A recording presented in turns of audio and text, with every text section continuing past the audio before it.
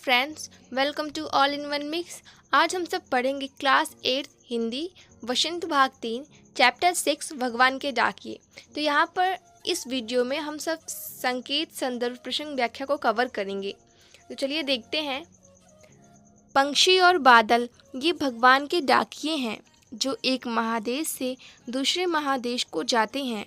हम तो समझ नहीं पाते हैं, मगर उनकी लाई चिट्ठियाँ पेड़ पौधे, पहाड़ और बाजते हैं। यहाँ पर देखिए, महादेश मतलब होता है महाद्वीप, बाजते हैं मतलब होता है पढ़ते हैं। तो संकेत में ऐसे लिखते हैं कि स्टार्टिंग के पैराग्राफ को लिखकर फिर टेस्ट करते हैं, एंडिंग को जाते हैं। फिर संदर्भ में देखते हैं कि प्रस्तुत पद्यखंड हमारी पुस्तक वसंत भाग 3 से ली गई है और इसके कवि श्रीमान रामधारी सिंह दिनकर जी हैं। तो प्रसंग में देखते हैं, प्रस्तुत पंक्ति में कवि पक्षियों और बादलों को भगवान का डाकिया मानता है। मतलब जो पक्षी और बादल हैं ये दोनों भगवान के डाकिए हैं जो एक महादेश से दूसरे महादेश तक उड़ के जाते हैं बिना किसी रोक टोक के। व्याख्या देखते हैं।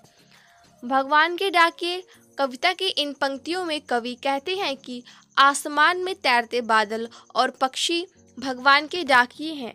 ये एक देश से उड़कर दूसरे देश तक जाते हैं और ख़ास संदेशों का आदान प्रदान करते हैं।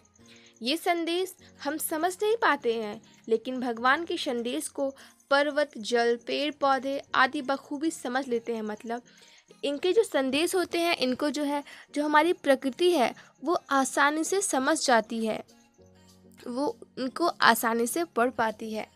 तो यहाँ पर इसमें जो विशेष होगा वो ये है कि भगवान के डाकिए पक्षी और बादल के माध्यम से कवि कुछ सीखते हुए इंसानों को भी एक होने का संदेश दे रहा है। मतलब कहते हैं कि एकता में शक्ति होती है, वैसे कवि यहाँ पे संदेश दे रहे हैं।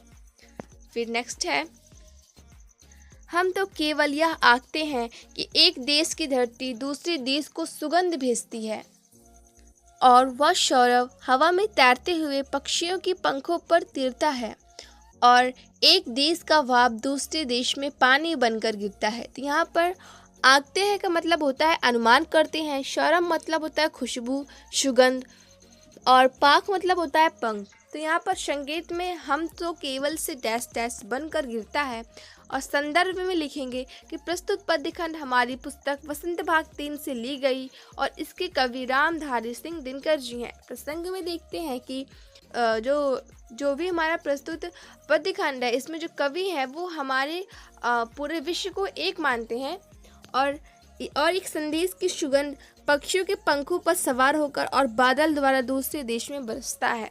तो यहाँ पर व्याख्या देखते हैं।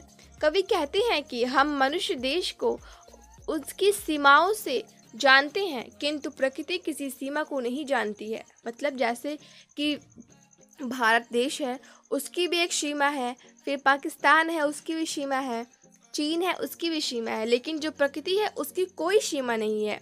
वह अपना वरदान सबको देती है, सुगंध किसी बंधन को नहीं मानते हुए हैं।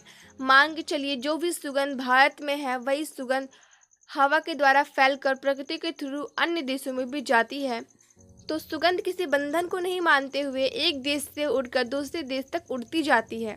वही महक पक्षियों के पंख पर बैठकर इधर से उधर उड़ती रहती हैं और एक देश से उठी भाप दूसरे देश में वर्षा बनकर बरसती है।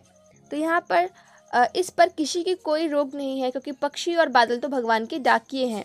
तो यहाँ पर अगर हम लोग भावार्थ देखेंगे तो कवि का आशय यह है कि जो पक्षी और बादल हैं ये प्रकृति की सुगंध को बिना भेदभाव के सारी दुनिया में फैलाते हैं।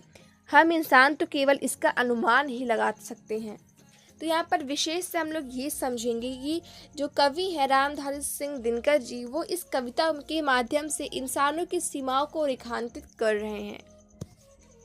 So friend, thank you for watching this and don't forget to like and share.